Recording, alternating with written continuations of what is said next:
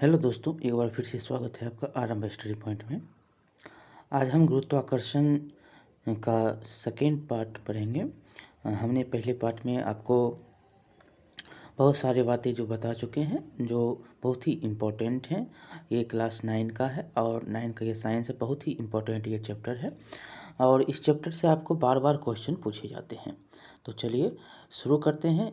आपका ये अध्याय है गुरुत्वाकर्षण, 9 अध्याय है और इसमें हम जो पढ़ रहे हैं गुरुत्वाकर्षण के बारे में, ये 10वां अध्याय है और इसमें जो है परनोद तथा दाब के बारे में हम पढ़ेंगे और देखते हैं आगे क्या क्या लिखा हुआ है। बहुत ही इम्पोर्टेंट जो भी क्वेश्चन यहाँ से पूछे जा रहे हैं, बार बार यहाँ से क्वेश्चन जो भी पूछे जा रहे हैं उसको हम आपको जो बता भी रहे हैं कि यहाँ से क्वेश्चन पूछ रहे हैं। तो चलिए शुरू करते हैं। लिखा गया है कि क्या कभी आपने सोचा है कि ऊंट रेगिस्तान में आसानी से क्यों दौड़ पाता है? सेना का टैंक जिसका भार 1000 टन से भी अधिक होता है, एक सतत चिन्ह पर क्यों टिका होता है? किसी ट्रक या बस के टायर अधिक चौड़े क्यों होते हैं? काटने वाले औजारों की धार तीर क्यों होती है? इन्हीं सारी बातों का हम यहाँ पर अब सॉल्यूशन देखेंगे क्या होता है।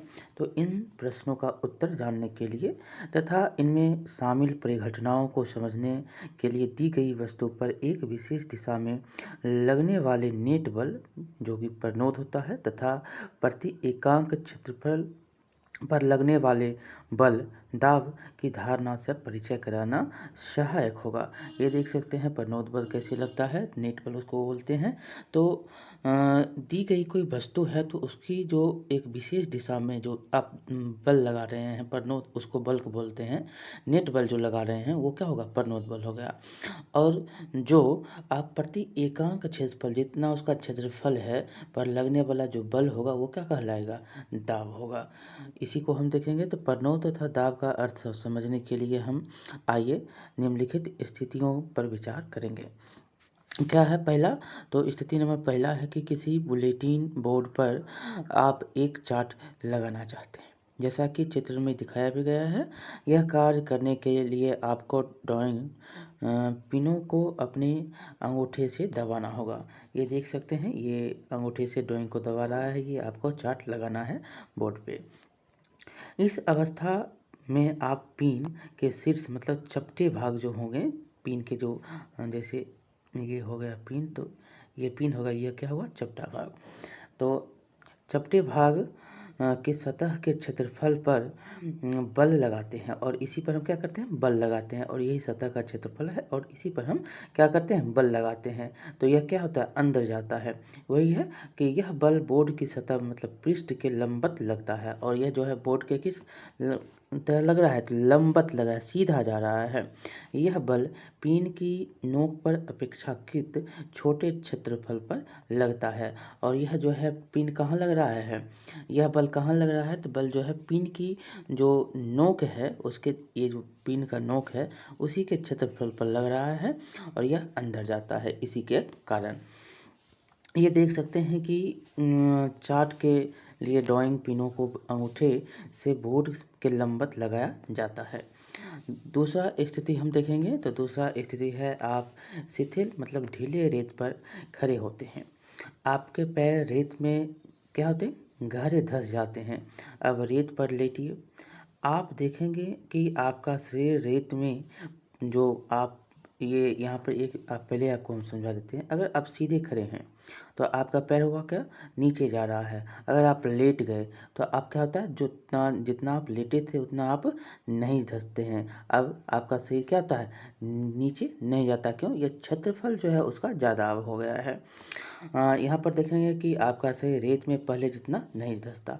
दोनों अवस्थाओं में रेत पर लगने वाला बल जो है आपके शरीर का भार है और ये दोनों अवस्था में क्या है? बल लग रहा है और इसमें जो है शरीर का दोनों का भार है। इसमें जो है देखेंगे सीधा अगर आप खड़े हो रहे हैं तो ऊर्ध्वाधर दिशा में खड़े हो रहे हैं तो बल लंबवत लग रहा है, और जब आप सतह पर सीधा जो लेट गए हैं तो क्या हुआ, बल जो है सतह पर लग रहा है, तो ये क्षैतिज लग रहा है, क्षैतिज न बल्कि आधार में लग रहा है, तो ये क्या है, आधार है। तो ऐसे में वो नहीं धंसता है।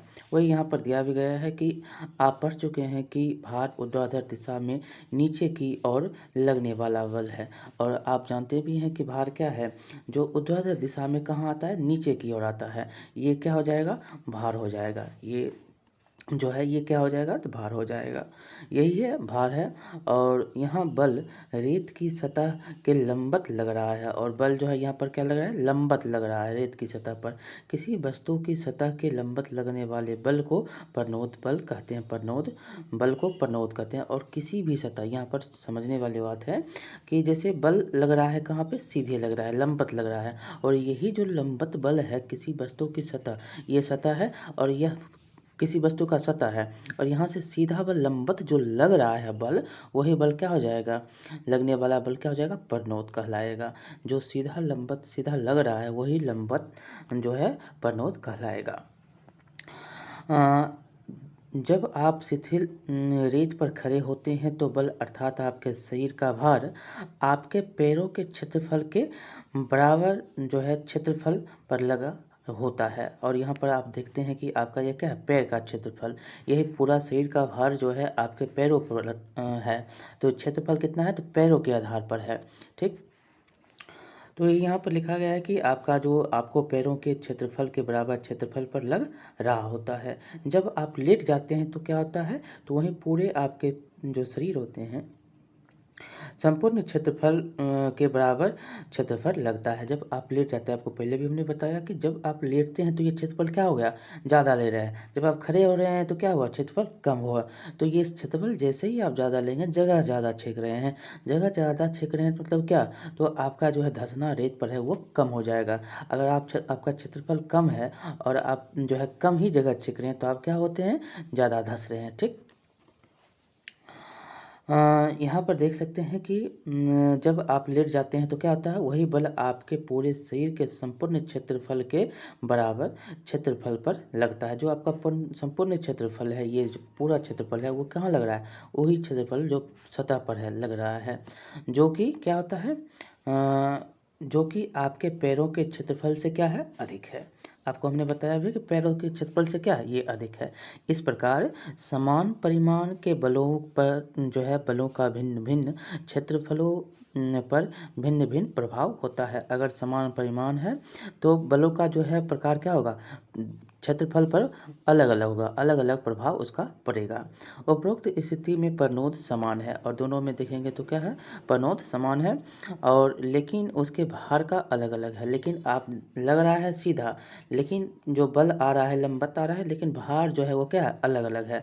भार देखेंगे तो पैरों का भार और सतह का जो आप सो गए हैं, लेटे हुए हैं, उसका भार, दोनों में क्या है, अंतर आ रहा है। तो अंतर जो है प्रभाव यहाँ पर आपको दिखता है, और क्षेत्रफल में जो है ये आपको निर्भर हो रहा है कि कौन ज़्यादा धंस रहा है, कौन कम धंस रहा है। तो भार जो है यहाँ पर ये डिपेंड करता है। इसीलिए हम ये भी कह सकते हैं कि प्रणोद का प्रभाव जो है उस क्षेत्रफल पर निर्भर है जिस पर कि वह लगता है। ये भी आपको बता ही दिया गया है कि प्रणोद का भार आप देखेंगे तो जिस क्षेत्रफल पर लग रहा है, अगर सीधा लग रहा है तो सीधा, अगर आप उसको लंबवत लगा रहे हैं तो लंबवत उस पर डिपेंड करेगा, और अगर आप उसको सतह के साथ से लगा रहे हैं तो उस पर डिपेंड करेगा।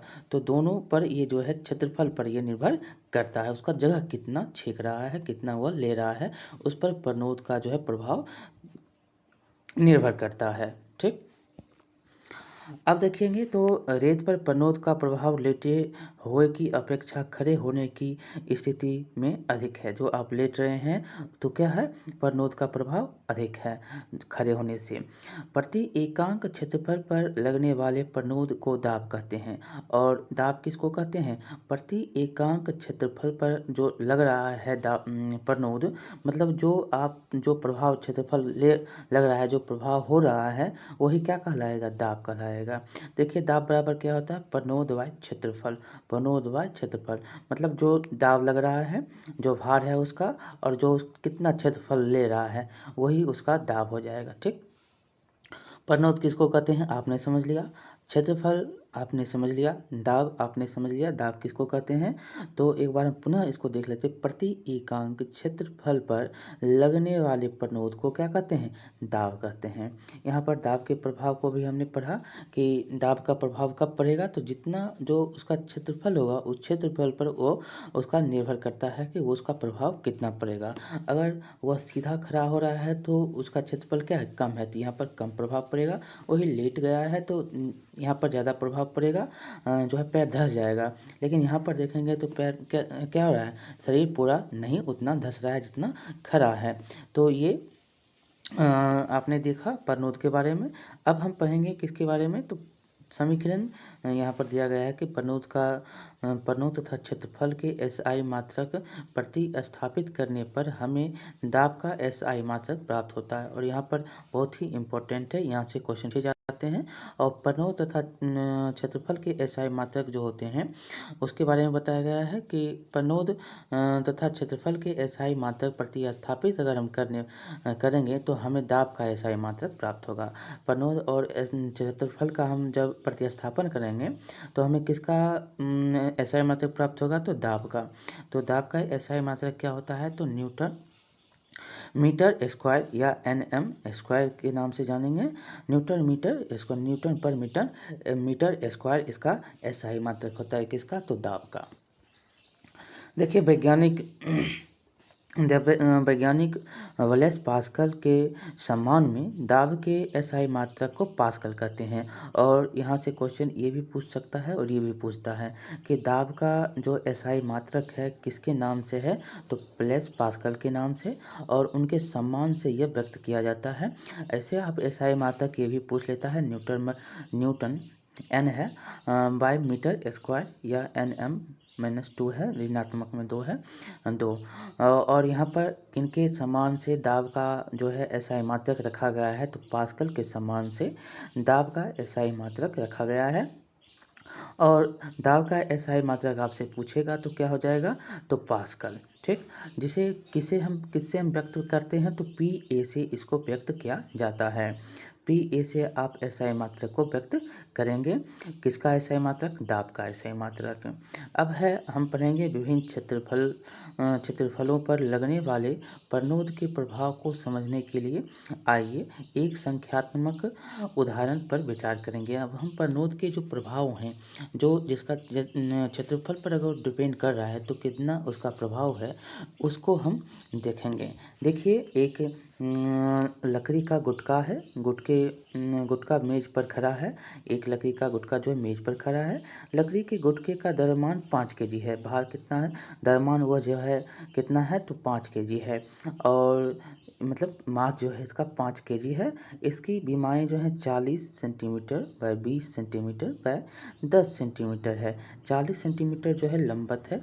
चौड़ाई में देखेंगे तो सीधा जो खड़ा हुआ है 20 सेंटीमीटर, और ये देख रहे हैं तो ये क्षैतिज में आपको दिख रहा है 10 सेंटीमीटर। वही आपको यहाँ पर भी दिखाई दे रहा है। ये लंबत में अगर आधार है इसका हो जाएगा तब कितना, 40 20 10। यहाँ पर जो लकड़ी के टुकड़े द्वारा मेज पर लगने वाले दाब को ज्ञात कीजिए। यहाँ पर जो दाब लग रहा है टुकड़े द्वारा उसको हमको ज्ञात करना है। निम्नलिखित यहाँ पर विमाओं की सतह मेज पर रखी गई है। ए जो है ए और बी हमने देखा कि 20 10 और 40 20। तो लकड़ी का मेज का वजन कितना है, तो गुटके का वजन द्रव्यमान में देखेंगे तो 5 केजी है। बीमाएँ कितना है, तो यहाँ पर 40 20 और 40 20 10 है। 40 20 10 शुरू में देखे थे लंबत में 40 20 10, 40 20 और ये जो था ये क्या था 10। ये हो गया। तो यहाँ पर जो है यहाँ लकड़ी के गुटके का भार मेज की सतह का पर प्रनोद लगाता है। और यहाँ पर देखेंगे तो ये क्या लगाता है, यही प्रनोद है उसका, ये क्या है, इसका प्रनोद है। कितना भार जो है लगा रहा है, यही यहाँ पर लकड़ी के गुटके का जो भार है मेज की सतह पर प्रनोद लगाता है। तो अर्थात यहाँ पर प्रनोद बराबर क्या हो जाएगा, तो एफ गुने F is equal to M G. तो जी हो गया, आपका बल हो गया, एम द्रव्यमान हो गया। तो यहाँ पर देखेंगे तो क्या हो जाएगा, जी त्वरण जो गुरुत्वीय बल जो आप देखे थे वही है 5 kg बाय 9.8 मीटर पर सेकेंड स्क्वायर जो है। और इसका जो हम गुना करेंगे तो कितना हो जाएगा, 49 न्यूटन। अब सतह का क्षेत्रफल लंबाई गुने चौड़ाई। सतह का क्षेत्रफल सूत्र क्या होता है, क्षेत्रफल का सूत्र है लंबाई गुने चौड़ाई। जब हम इसको गुना करेंगे तो 0.2 आएगा 20, और 10 का हम गुना करेंगे 200, और यहाँ से निकलेगा हमको 0.02 मीटर स्क्वायर। समीकरण में हमने क्या देखा, दाब बराबर क्या होता है, तो दाब हो जाएगा 49, और यहाँ पर जो क्षेत्रफल है वो क्या हो जाएगा 0.0 m। दाब बराबर परनोद बाय क्षेत्रफल होता है। परनोद कितना, तो 49 न्यूटन। और यहाँ पर जो आप देखें तो 0.02 हो जाएगा क्या, दाब। तो टोटल हम अगर निकालेंगे तो इसका भाग देंगे तो कितना हो जाएगा 2450 न्यूटन एन एम स्क्वायर। यहाँ पर अब ये निकल गया। अब दूसरा निकालेंगे तो गुटके का वजन कितना है, सॉरी गुटके का जो विमाओं का जो अगर सतह पर है तो 40-20 है। सतह पर जो रखा है यह मेज जो है मेज की सतह पर पहले जितना ही परनोद लगाता है। क्षेत्रफल क्या होता है, लंबाई गुने चौड़ाई। 40-20 गुना करेंगे 0.8 आएगा। समीकरण में दाब निकालेंगे तो 49 है, और n है, और ये 8 लेंगे तो 612.5 एन एम स्क्वायर आएगा। जब हम दोनों को हम निकालेंगे तो दोनों को हम क्या करेंगे, तो यहाँ पर देखिए दोनों को 20-10 और 40-20 का जो है दाब हमको कितना आया, एक का आया 2450 एन स्क्वायर, और एक का आया 40-20 का जो सतह पर है उसका कितना है 6 से 12। तो यहाँ पर देखिए 2450 जो है जो लंबवत खड़ा है, जो सतह पर है उसका कितना आया 612। तो इस प्रकार हमने क्या देखा, इस प्रकार वही बल जब छोटे क्षेत्रफल पर लगता है तो अधिक दाब, तथा बड़े क्षेत्रफल पर लगता है तो क्या लगता है, कम दाब। आपने देखा भी कि बड़ा क्षेत्रफल है तो क्या होगा, कम दाब ले रहा है। अब छोटा क्षेत्रफल है तो क्या होता है, बड़ा दाब लगता है। आपने सतह के बारे में, बालू के, रेत के बारे में पढ़ा कि अगर रेत जो है रेत पर खड़े हो जाते हैं, लंबवत हो जाते हैं तो क्या ज़्यादा धंस रहे हैं, लेकिन आप वहीं लंबवत नहीं होकर सो जाते हैं, लेट जाते हैं तो कम धंसते हैं। यही यहाँ पर दिखाया गया है कि दाब यहाँ पर क्या होता है, कम लगता है, यहाँ पर दाब क्या होता है, ज़्यादा लगता है। मास आपका 5 ही kg है, मतलब आपका वजन जो है 30 kg है। तो 30 kg वजन आप सीधे खड़े हो रहे हैं तो ज़्यादा धंस रहे हैं, वही लेट रहे हैं तो क्या होता है, कम धंस रहे हैं। यही यहाँ पर बताया गया है। यही कारण है कि कीलों के सिरे नुकीले होते हैं, चाकू की तेज धार होती है, तथा भवनों की नींव चौड़ी होती है। यहाँ पर बताया भी गया है कि क्यों जो है ऐसा होता है। तो इस कारण आप समझ सकते हैं कि यही पर जो है कारण होता है कि क्षेत्रफल जो है अगर ज़्यादा आपका ले रहे हैं, आपका क्षेत्रफल है तो आप क्या होते हैं, कम धंसेंगे। क्षेत्रफल आपका कम है तो आप ज़्यादा धंसेंगे। यही ये जो है जो आपका भवन है, क्षेत्रफल का तो ज़्यादा लगना चाहिए ताकि वो नहीं धंसे। नुकीला जो आप देख रहे हैं चाकू, उसका क्षेत्रफल को क्या हो, कम हो, ताकि ज़्यादा तेज धार से वो चले। कील क्या है, नुकीला, उसका जो है नुकीला होना चाहिए क्योंकि उसका जो क्षेत्रफल कम होता है, और भार जो भी है, भार 100 ग्राम है और क्षेत्रफल कम है, 50 ग्राम क्षेत्रफल है, तो क्या होगा, जल्दी वो धंसेगा। तो यही यहाँ पर जो है परनोद के बारे में था, और किस कारण से चाकू का तेज धार होता है, भवन क्यों चौड़ी होती है, और जो है नुकीले क्यों होते हैं कील के बारे में आपको बहुत अच्छी से बताया गया है। देखिए अब हम पढ़ेंगे तरलों में दाब। तरल में दाब क्या होता है, तो सभी द्रव या गैस तरल हैं, क्या है, गैस क्या है और द्रव क्या है, तो ये सारे के सारे क्या हैं, तरल हैं। ठोस अपने भार के कारण किसी सतह पर दाब लगाता है। ठोस क्या होता है, अपना उसका भार होता है, उसी के कारण वह दाब लगाता है। इसी प्रकार तरलों में भी भार होता है, तरल में भी क्या है, भार होता है। तथा वे जिस बर्तन में रखे जाते हैं उसके आधार तथा दीवारों पर दाब लगाते हैं, और जहाँ पर भी उसको एक कटोरा में रख देंगे तो वो क्या होगा, उसी का आधार ये आधार छीक लेगा, और जितना उसका भार है वो भार उतना वो लगाता है। अगर आप गैस देखते हैं तो आपको केजी में तौल के देता है, तो क्या उसका भार है, गैस का सिलेंडर क्या है, उसका आधार है। तो किसी परिरुद्ध द्रव्यमान के तरल पर लगने वाला दाब सभी दिशाओं में बिना घटे संचरित हो जाता है। उसमें जो है दिशाओं में जो बिना उसको घटे हुए वो संचरित हो जाता है, कहीं भी वो जो है फिट हो जाता है, उसका जो है नहीं घटता है नहीं बढ़ता है। यहाँ पर दिखाया गया है कि उस तरल जो है किसी भी परिरुद्ध में द्रव्यमान के तरल पर लगने वाला दाब, जो दाब लग रहा है, तो दिशाओं में बिना घटे संचरित हो जाता है।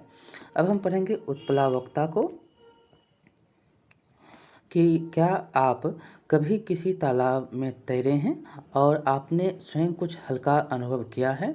क्या कभी आपने किसी कुएं से पानी खींचा है और अनुभव किया है कि जब पानी से भारी बाल्टी जो होता है, भरी बाल्टी कुएं के पानी से बाहर आती है तो अधिक भारी लगती है? क्या कभी आपने सोचा है कि लोहे तथा स्टील से बना जलयान समुद्र के पानी में क्यों नहीं डूबता, लेकिन उतनी ही मात्रा का लोहा तथा स्टील और स्टील यदि चादर के रूप में हो तो क्या वह डूब जाएगा? इस सभी प्रश्नों का उत्तर के लिए उत्प्लावकता के बारे में जानना आवश्यक है। उत्प्लावकता का अर्थ क्या है समझने के लिए हम इस क्रियाकलाप को देखेंगे। देखिए, क्रियाकलाप में दिया गया है कि प्लास्टिक की एक खाली बोतल लेंगे, बोतल के मुंह को एक बायोरुद्ध डॉट से बंद कर देंगे, इसे जो है एक पानी से भरी बाल्टी में रखेंगे। आप देखेंगे कि बोतल क्या होता है, तैरती है। यहाँ पर एक वायु का शब्द आया है, तो वायुरुद्ध मतलब उसमें वायु नहीं जाना चाहिए, और ये जैसे ही वायु नहीं जाएगा तो क्या होगा, वो हल्का रहेगा, हल्का रहेगा तो क्या होगा, तैरेगा। और वायु क्या होता है, स्थान घेरता है, वायु क्या है, गैस है।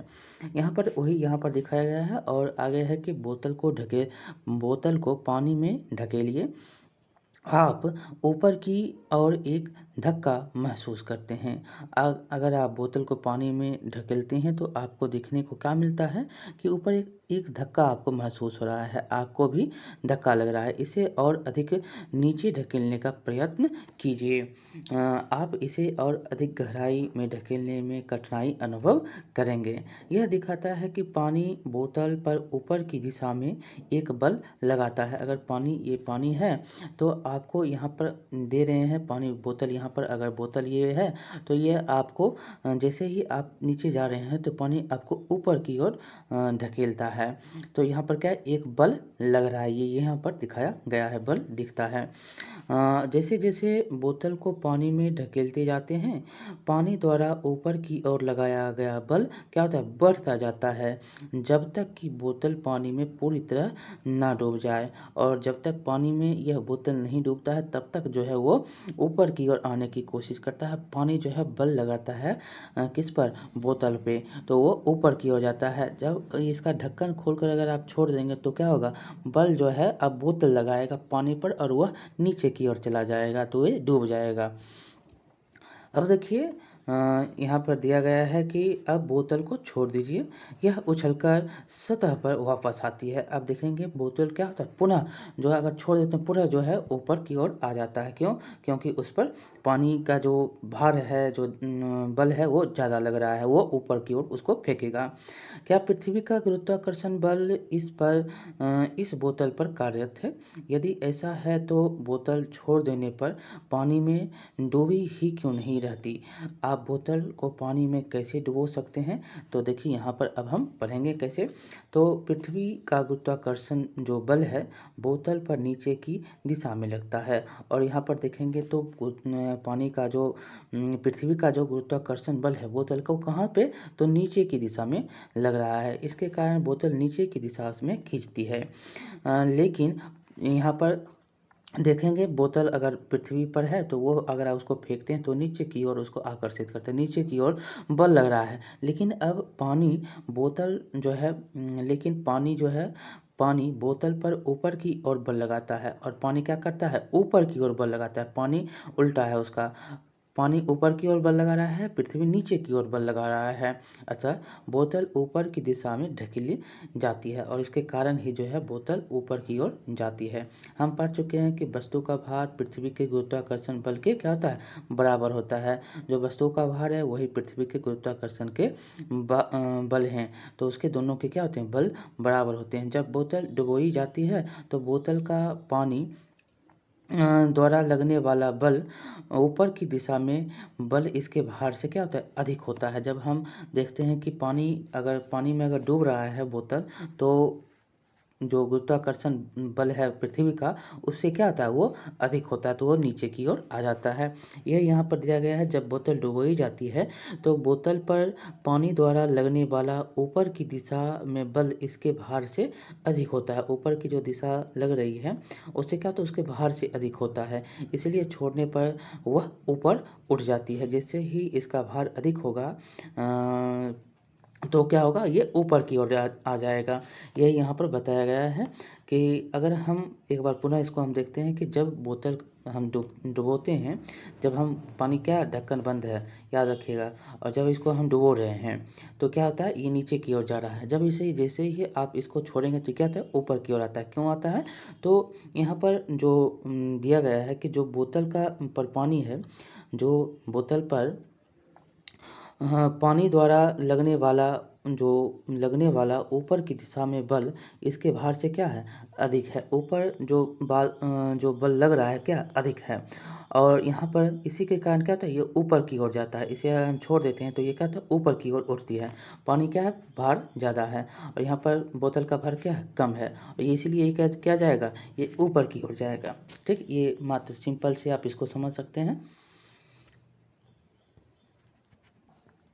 तो आपने इसको समझ लिया। बहुत बार यहाँ से क्वेश्चन पूछे जाते हैं कि अगर हम पानी में बोतल छोड़ देते हैं, पानी ढक्कन बंद है बोतल, उसको हम छोड़ते हैं, अगर दाब से उसको हम दबाते हैं तो वह नीचे की ओर जाता है, जैसे ही हम उसको छोड़ते हैं तो ऊपर की ओर आ रहा है। क्योंकि जो है पानी का जो बल है उसके बल से क्या है, अधिक है, इसलिए उसको ऊपर की ओर ढकेलता है। बस इतना ही आप समझेंगे।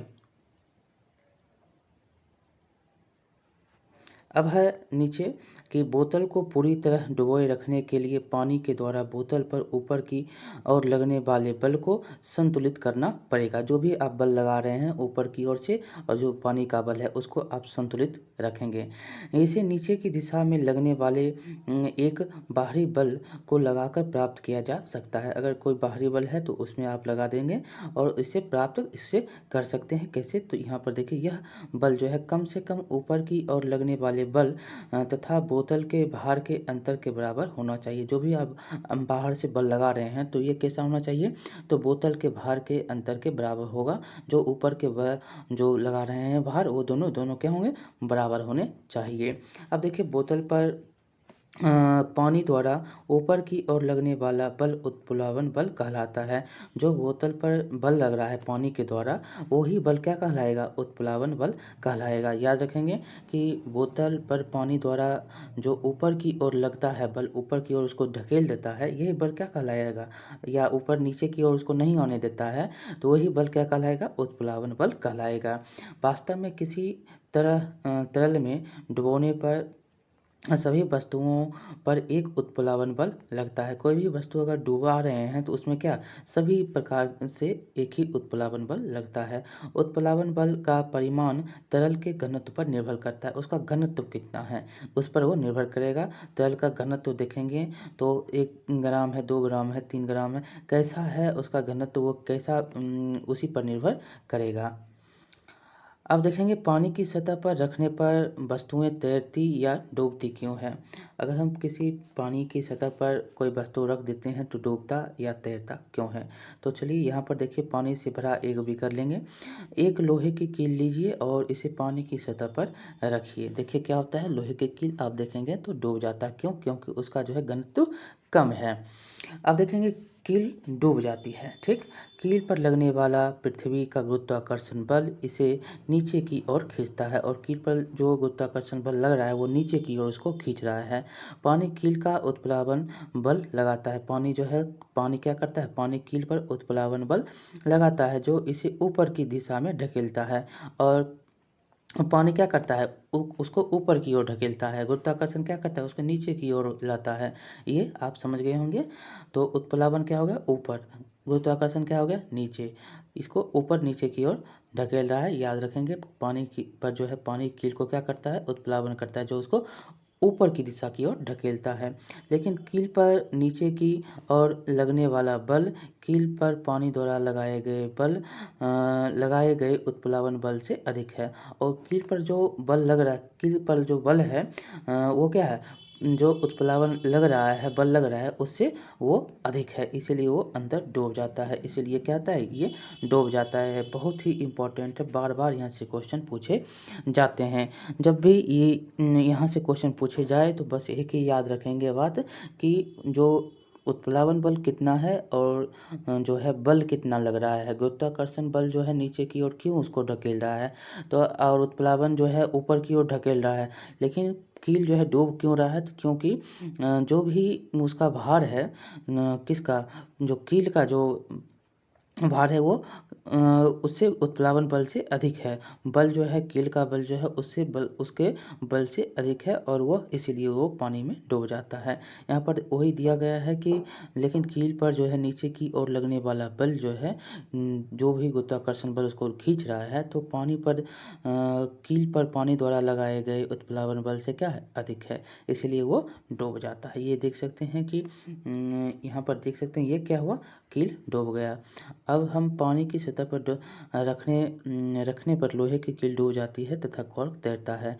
यहाँ पर देख सकते हैं कॉर्क क्या है, तैर रहा है। इसका उत्प्लावन बल क्या है, ज़्यादा है पानी का, और यह उसको ऊपर की ओर ढकेले हुए है, तो ये क्या है, तो ये तैर रहा है। लेकिन इसका जो है बल, गुरुत्वाकर्षण बल इसका जो है, इसका कम है, तो ये नीचे की ओर सॉरी, इसका जो है कील का ज़्यादा है गुरुत्वीय बल और गुरुत्वाकर्षण बल, और ये नीचे की ओर आ जाता है किससे, तो उत्प्लावन से ये ज़्यादा है।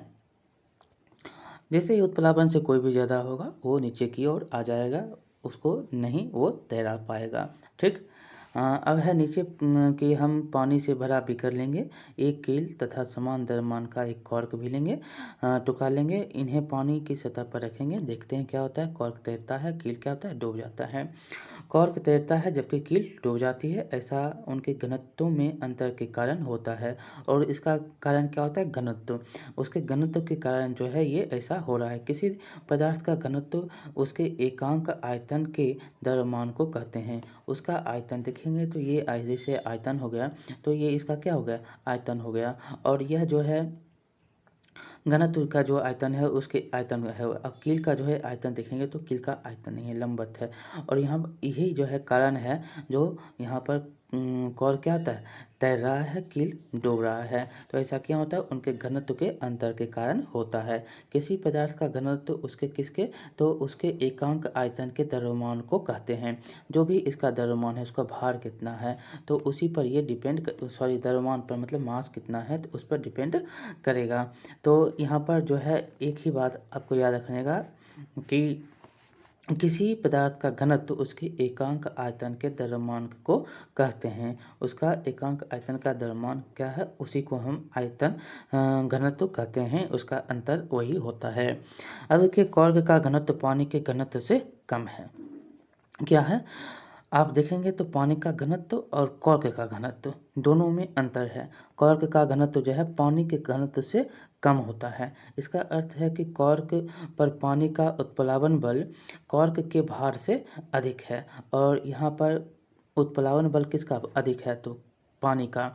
और कॉर्क का क्या है, उत्प्लावन बल कम, भार क्या है, कम है।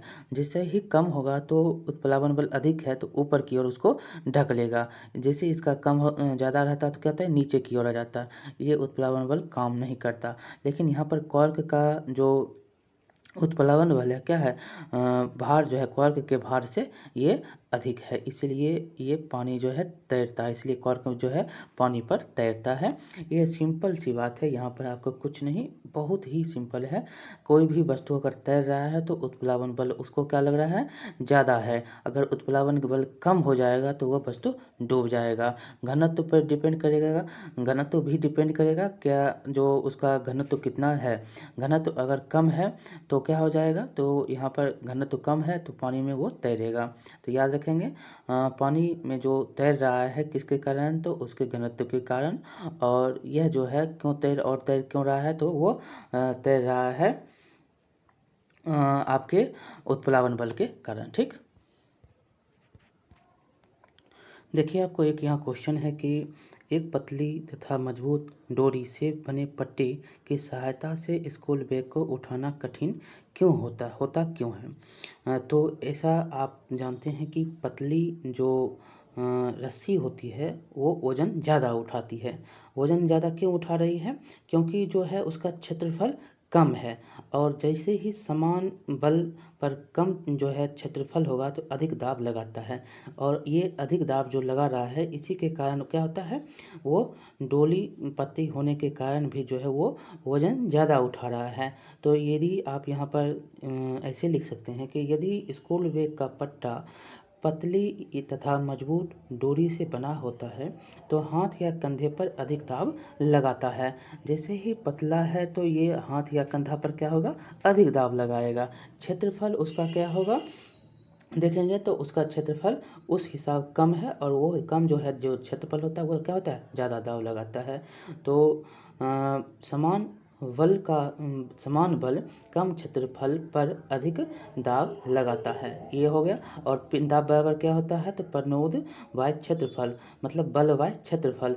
दाब बराबर आप याद रखेंगे फोर्स जिसको बोलते हैं, ए जो होगा P equal to F by A, ऐसे याद रखेंगे। या इसको दाब बराबर बल या प्रनोद बाय क्षेत्रफल याद रखेंगे। और यहाँ पर आप ऐसे भी इसको याद रख सकते हैं कि बेग का जो भार कितना है और डोरी की अनुप्रस्थ काट का क्षेत्रफल, इसको इस प्रकार से आप याद रखेंगे। बहुत ही जो है सिंपल क्वेश्चन था। क्यों लगता है, क्योंकि उसका जो है क्षेत्रफल कम है, बल ज़्यादा है, तो इसीलिए रस्सी में जो है क्या लगता है, कठिन लगता है आपको उठाने में। देखिए दूसरा क्वेश्चन है, उत्प्लावकता से आप क्या समझते हैं। आपने अभी तक पढ़ा है कि जब किसी पदार्थ को किसी तरल में पूर्ण या आंशिक रूप से डुबाया जाता है तो क्या होता है, उस पर ऊपर की दिशा में एक बल जो प्रनोद लगता है, एक बल लगता है, जिसको हम क्या बोलते हैं, उत्प्लावकता बोलते हैं। अगर पानी पर अगर कोई वस्तु को हम डुबा रहे हैं तो पानी से भी एक बल लग रहा है, जो वो क्या कहलाएगा, वो उत्प्लावकता कहलाएगा। तीसरा क्वेश्चन है कि पानी की सतह पर रखने पर कोई वस्तु क्यों तैरती या डूबती है।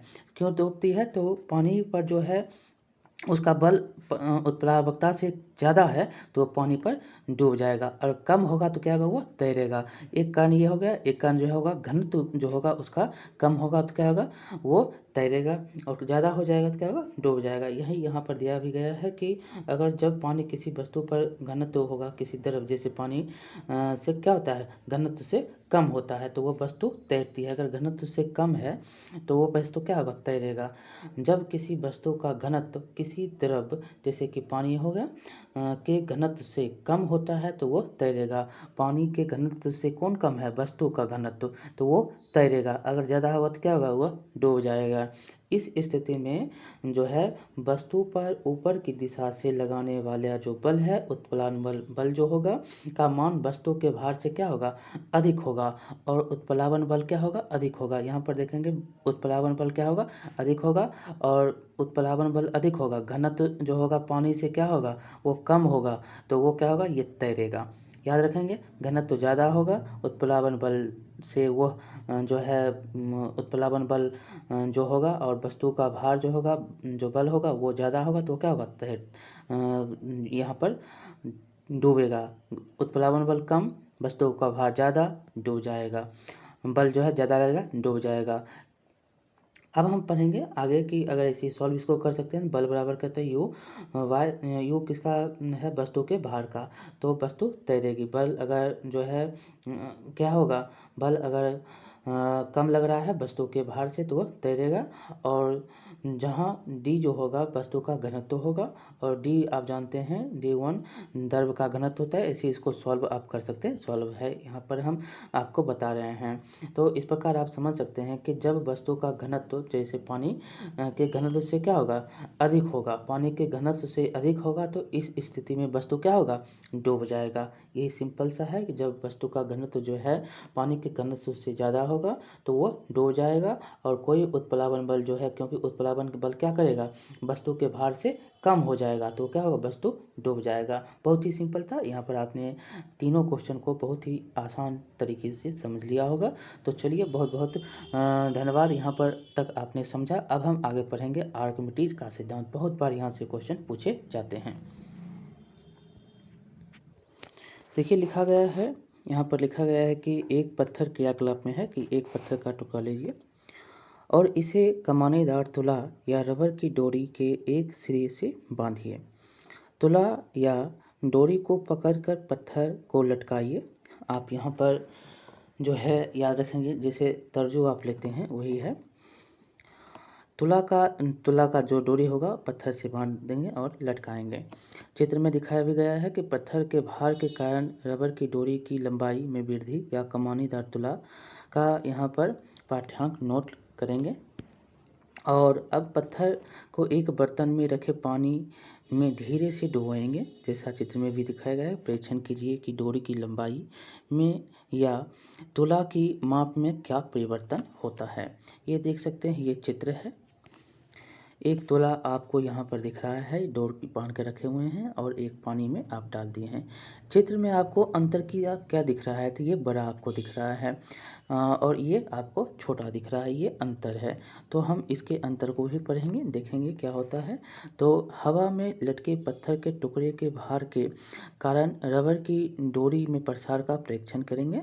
और दूसरा है, पत्थर को पानी में डुबोने पर डोरी के प्रसार में कमी आ जाती है, देखेंगे। तो इसमें जो है जितना डोरी आप देखेंगे तो ये इसका जो है कम दिख रहा है, इसका जो है ज़्यादा लंबाई जो है खींच रहा है। यही हम आप देखेंगे क्या होता है। तो पत्थर आप देखेंगे कि जैसे ही पत्थर को धीरे धीरे पानी में के नीचे ले जाते हैं तो डोरी की लंबाई में या तुला के पाठ्यांक में क्या होती है, कमी आती है।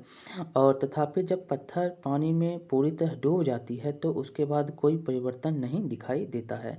जब पानी में पत्थर जो है पूरी तरह डूब जाएगा तो उसमें कोई अंतर नहीं। जब तक पानी में वो पत्थर आपको रस्सी के ऊपर है, रस्सी आप जो लिए हुए हैं धागे डोरी, वो जो है ऊपर है, वो छोटा दिखाई देता है। डोरी के प्रसार या तुला की माप में कमी से आप क्या निष्कर्ष निकाल सकते हैं। तो देखिए, हम जानते हैं कि रबर की डोरी जो होती है कि लंबाई में परिवर्तन या तुला के पाठ्यांक में वृद्धि पत्थर के भार के कारण होती है। जो भी आप देखते हैं उसका भार क्या है, अगर बने हुए हैं तो उसके भार के कारण जो है डोरी की लंबाई हो रही है या तुला में जो है परिवर्तन हो रहा है उसके पत्थर के भार के कारण। क्योंकि पत्थर को पानी में डुबोने पर इन वृद्धियों में कमी आ जाती है। अगर पत्थर को हम पानी में डुबा देते हैं तो इसमें जो है परिवर्तन आप देख रहे हैं ज़्यादा हो रहा है और यहाँ पर भार के कारण जो हो रहा है, रबर की लंबाई जो बढ़ रही है, अब वो क्या होता है, कम हो जाता है। इसका अर्थ है कि पत्थर पर ऊपर की दिशा में कोई बल लगाता है और पत्थर की पर क्या होता है, ऊपर की दिशा में कोई बल लग रहा है, ऊपर जो है खींच रहा है, ऊपर की दिशा में कोई बल लग रहा है। इसके परिणाम स्वरूप क्या होता है, तो रबर की डोरी पर लगने वाला बल नेट बल से क्या है, कम हो जाता है। जो रबर की डोरी पर जो बल लग रहा है उसके बल से वो कम हो जाता है और इसीलिए लंबाई की वृद्धि में कमी आ जाती है। जैसे ही नेट बल से वो कम होगा तो लंबाई के वृद्धि में क्या होगा, कमी आ जाएगा। बहुत ही इम्पोर्टेंट है, यहाँ से क्वेश्चन बार बार पूछे जाते हैं। एक बार हम पुनः इसको एक बहुत ही अच्छी तरह से आपको समझा देते हैं, एक शॉर्ट फॉर्म में समझा देते हैं आपको क्या है। जब आप देखेंगे तो यहाँ पर इसमें देखिए, अब हम देखते हैं क्या क्या होता है।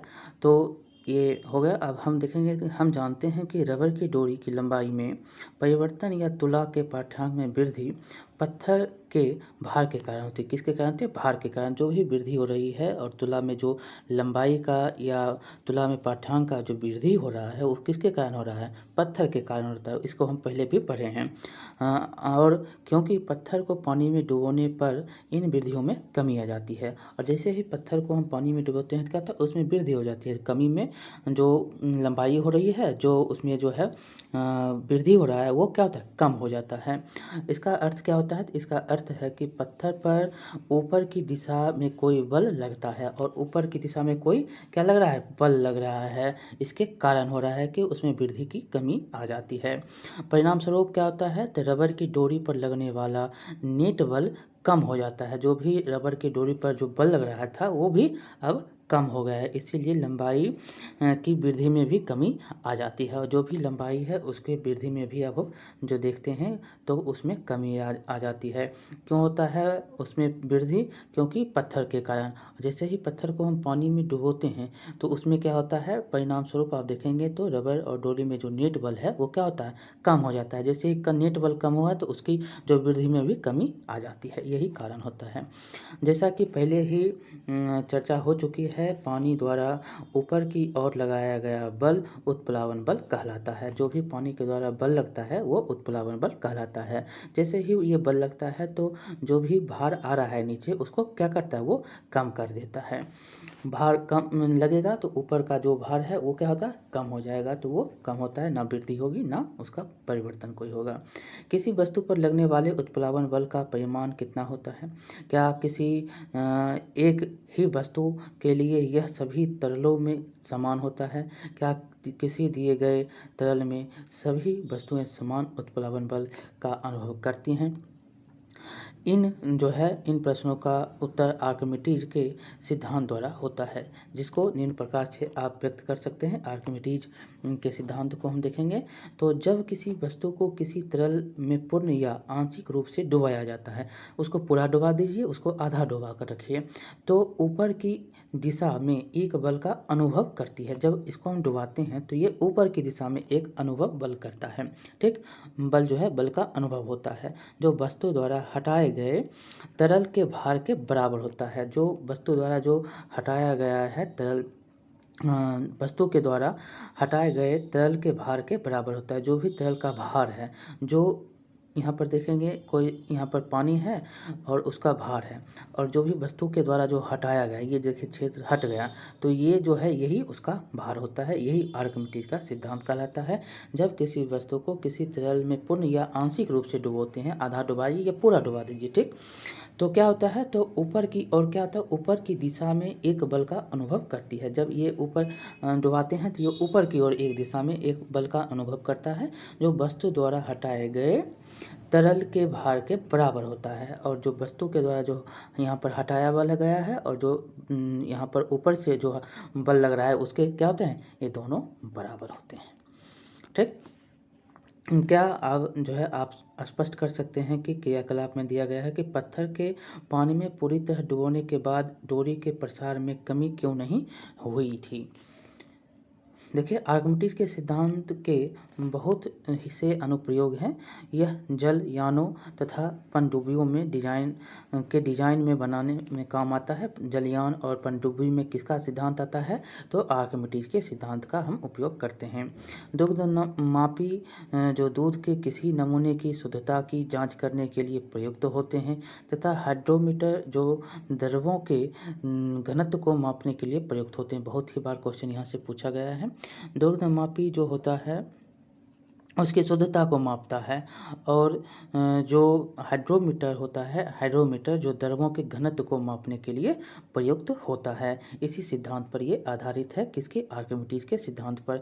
दुग्धमापी को याद रखेंगे और द्रवों के घनत्व को जो माप रहे हैं हाइड्रोमीटर से, उसको याद रखेंगे। ये दोनों जो हैं आर्किमिडीज के सिद्धांत पर ही कार्य करते हैं। यहाँ पर देखिए दो क्वेश्चन है, आपसे दो क्वेश्चन यहाँ पर पूछा जा रहा है। उससे पहले देखेंगे तो आर्किमिडीज के सिद्धांत को भी हम पढ़ेंगे। हम क्वेश्चन कर लेते हैं। क्वेश्चन लिखा गया है कि पहला क्वेश्चन है, एक तुला है पर आप पर आप अपना द्रव्यमान 42 केजी नोट करते हैं। एक तुला पर आप 42 केजी के हैं, ठीक। क्या आपका द्रव्यमान 42 केजी से अधिक या कम है? तो यहाँ पर आपको पूछा जा रहा है कि एक तुला है, उस पर आपका वजन जो है 42 केजी है। तो क्या आप बता सकते हैं कि आपका जो द्रव्यमान है वो 42 केजी है या उससे अधिक है या कम है? तो इसको हम इस प्रकार से हम बनाएंगे, इसको हम सॉल्व करेंगे। देखिए, इसको हम ऐसे सॉल्व करेंगे कि देखिए क्या होगा, आप ध्यान से सुनेंगे। तो वास्तव में क्या होता है, तो वास्तव में एक तुला द्वारा लिया गया पाठ्यांक क्या है, पाठ्यांक भार होता है, जिसे हम क्या बोलते हैं, द्रव्यमान मानते हैं। जो ये क्या है, जो तुला द्वारा जो ले रहे हैं भार, उसको हम द्रव्यमान मान रहे हैं। तो वस्तु का वजन वायु में लेते हैं, इसीलिए उस वस्तु पर वायु के कारण उत्प्लावन बल भी लगता है। जैसे हम वायु में लेंगे, वस्तु का मान जो होगा हम वायु में ले लेते हैं, 42 के जी है तो उसको हम वायु में लेते हैं। वायु में लेंगे तो उसका जो उत्प्लावन भी होगा किस में, तो वायु में होगा। तो वायु जो में होगा तो वायु के कारण ये उत्प्लावन बल भी लगेगा, उत्प्लावन बल लगता है। और आभासी भार बराबर क्या होता है, तो वस्तु का वास्तविक भार और माइनस आप उत्प्लावन बल। तो यहाँ पर आपको याद रखना है कि आभासी भार आप निकालेंगे तो वस्तु का जो वास्तविक भार है, जैसे 42 केजी है, तो और यहाँ पर माइनस अगर हम करेंगे तो ये कितना, उत्प्लावन बल, तो 42 केजी। तो भार बराबर क्या हो जाएगा, तो भार बराबर हो जाएगा वस्तु का वास्तविक भार माइनस उत्प्लावन बल। तो वास्तविक भार और उत्प्लावन बल देखेंगे तो वस्तु का वास्तविक भार कितना है, तो 42 केजी है, 42 केजी है, और प्लस उत्प्लावन बल हम करेंगे तो ये क्या हो जाएगा, तो उस लड़के का द्रव्यमान क्या हो जाएगा, 42 केजी से अधिक हो जाएगा। जैसे ही हम वास्तविक भार निकालेंगे तो ये हो जाएगा कितना, 42 केजी प्लस उत्प्लावन बल। उत्प्लावन बल कितना है, तो ज़्यादा है, जैसे कि 42 केजी, तो 42 केजी अगर हम 42 प्लस करेंगे तो कितना हो जाएगा, ज़्यादा हो जाएगा। तो ये जो होगा ये अधिक हो जाएगा, द्रव्यमान जो होगा 42 केजी से अधिक होगा, ठीक। दूसरा क्वेश्चन आपको यहाँ पर है कि आपके पास एक रुई का बोरा तथा एक लोहे की छड़ है। तुला पर मापने पर दोनों 100 केजी द्रव्यमान दर्शाते हैं। 100 केजी रुई का जो बोरा है और छड़ है, दोनों मापते हैं तो 100 केजी है। वास्तविकता में एक दूसरे से भारी है। क्या आप बता सकते हैं कि कौन सा भारी है और क्यों है?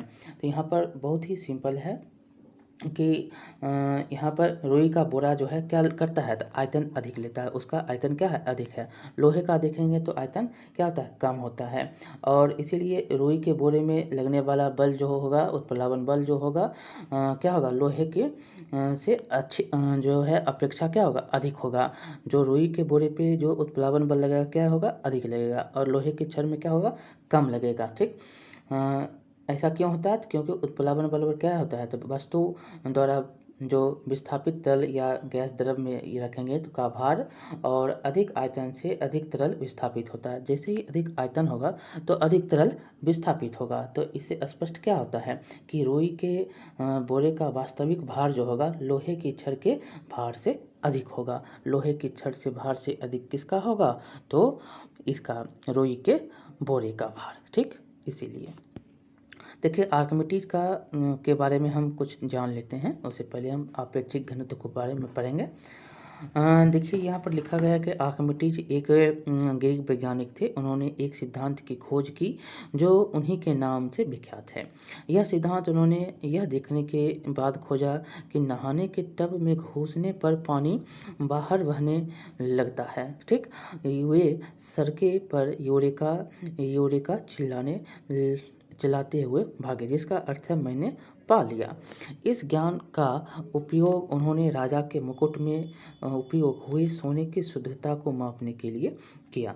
उनके यात्रिक तथा ज्यामिति के उनके यात्रिकी तथा ज्यामिति में किए गए कार्यों ने उन्हें प्रसिद्ध कर दिया। उत्तोलक, घिरनी तथा पहिया और धुरी के विषय में उनके ज्ञान ने ग्रीक सेना को रोमन सेना के विरुद्ध लड़ाई में बहुत सहायता की। धुरी, पहिया, उत्तोलक ये सारे जो हैं ग्रीक सेना को रोमन सेना के विरुद्ध लड़ाई में जो है इन्हीं के जो है खोज ने सहायता की। अब हम पढ़ेंगे आपेक्षिक घनत्व। देखिए, आप जानते हैं कि किसी वस्तु का घनत्व जो होता है उसके प्रति एकांक आयतन के द्रव्यमान को कहते हैं। क्या होता है? घनत्व किसको कहा जाता है? तो किसी वस्तु का घनत्व जो है उसके एकांक आयतन के द्रव्यमान को कहते हैं। जो भी उसका एकांक आयतन का द्रव्यमान आयतन है, इसका जो द्रव्यमान होगा उसी को हम क्या बोलते हैं? घनत्व बोलते हैं। घनत्व का मात्रक किलोग्राम प्रति घन मीटर है। यहाँ पर देख सकते हैं किलोग्राम प्रति घन मीटर। एम क्यू है तो मीटर घन है, घन को 3 से डिनोट करते हैं, तो ये कितना है? ग्राम प्रति घन मीटर जो है घनत्व का मात्रक होता है। विशिष्ट परिस्थितियों में किसी पदार्थ का घनत्व सदैव समान रहता है, अतः किसी पदार्थ का घनत्व उसका एक लाक्षणिक गुण होता है। यह भिन्न भिन्न पदार्थों के लिए भिन्न भिन्न होता है। उदाहरण के लिए सोने का घनत्व कितना होता है? तो 19,300 किलोग्राम पर मीटर जो है घनत्व है, प्रति मीटर घनत्व यहाँ पर दिखाया गया है। यहाँ पर किलोग्राम प्रति घन मीटर, किलोग्राम प्रति घन मीटर किसका है? सोने का। कितना? 19,300। जबकि पानी का घनत्व कितना है? तो 1000 किलोग्राम प्रति घन मीटर। किसी पदार्थ के नमूने का घनत्व उस पदार्थ की शुद्धता की जांच में सहायता करता है। ठीक।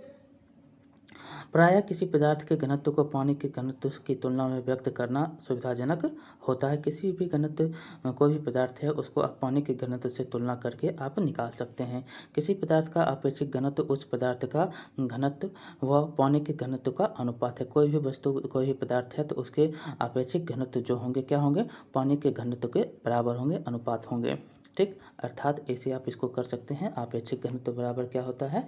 किसी पदार्थ का घनत्व बाय पानी का घनत्व। चूँकि अपेक्षित घनत्व समान राशियों का एक अनुपात है, इसका कोई घन है। और एसआई मात्रक में चांदी का घनत्व क्या होगा? ये एसआई मात्रक में पूछा है। तो चांदी का अपेक्षित घनत्व कितना है? 10.8। तो अपेक्षित घनत्व क्या होता है? चांदी का घनत्व बाय पानी का घनत्व। तो चांदी का घनत्व बाय पानी का घनत्व जैसे ही है तो क्या करेंगे हम? चांदी का घनत्व बराबर क्या हो जाएगा? तो यहाँ पर चांदी का अपेक्षित घनत्व गुने ये अपेक्षित घनत्व गुने पानी का घनत्व, तो 10 और 3 किलोग्राम मीटर पर प्रति घनत्व है, घन है। तो यहाँ पर जो होगा ये हो जाएगा और इससे आप जो है निकालेंगे, ये इसका जो है किसका हो जाएगा? चांदी का घनत्व हो जाएगा। तो आपने जो है बहुत ही इम्पोर्टेंट चैप्टर को अभी पढ़ा है। बहुत ही बार बार यहाँ से क्वेश्चन पूछे जाते हैं। बहुत ही जो है एक तरह से मान कर चलिए कि यहाँ से 1-2 क्वेश्चन हर बार पूछे जाते हैं। यहाँ पर कुछ दिया गया है कि आपने क्या सीखा।